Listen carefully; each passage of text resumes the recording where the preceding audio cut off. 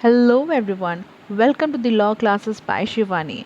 So guys, this video series is going to be very interesting from examination point of view because I would be covering some pointers on law and social transformation. So without wasting any time, let's get started.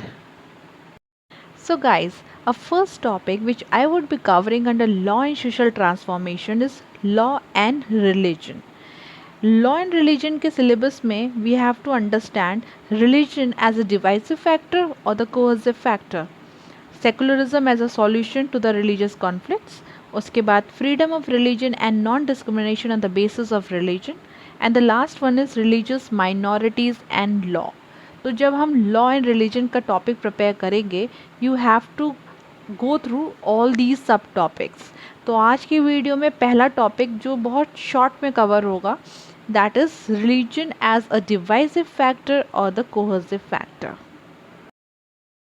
So guys, as we all know, India is a multi-religious country and each religion is a social phenomena. Her religion की अपनी communities होती हैं, social groups होते हैं.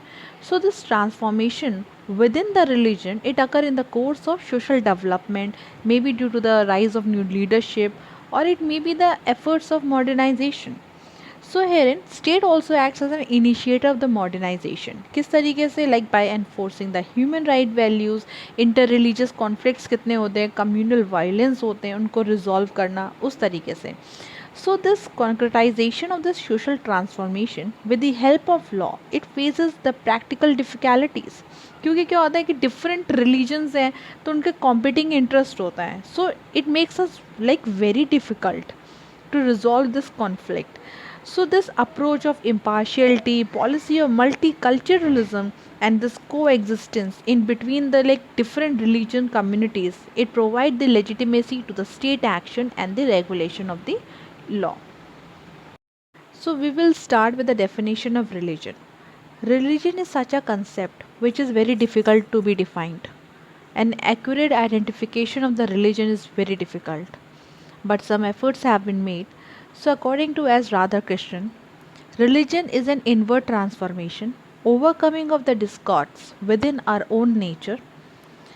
Religion basically strengthens the family bonds.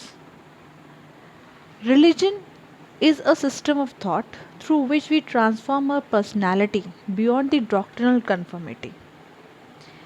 Now we will see the definition according to Karl Marx. According to Karl Marx, religion is a sigh of oppressed creature. It is a heart of heartless world. It is soul of soulless condition. And he appeals to abolish the religion, as it is often extra rational and has dark side of partition approach and blind belief. Now there is a case related to it. Hindu religious endowment versus Lakshmindra case. In this case, Supreme Court defined religion as a system of belief or the doctrines which is regarded by those who profess religion as conducive to their spiritual well-belief and the outward expression in act. The topic is whether religion acts as a divisive factor or the synthesizing factor. So there is a situation, rather I would say there is an extreme situation when religion operate as a divisive factor. See, people belonging to the same religion have the tendency to unite because of the several factors. What are those factors? Common practices, collective performance of religious rituals, functions, common use of collective facilities like place of worship, etc. So there is a fear about the domination by the duties of other communities. State initiated the discrimination and the sense of insecurity. The cry that one's religion is in danger stirs the emotion that results in a deviant behavior, including the collective violence. But the difference between the religion is very little as per the deeper philosophical tenets. Emphasis on the truth and the non-violence that constitutes a fundamental virtue which is common to all the religion.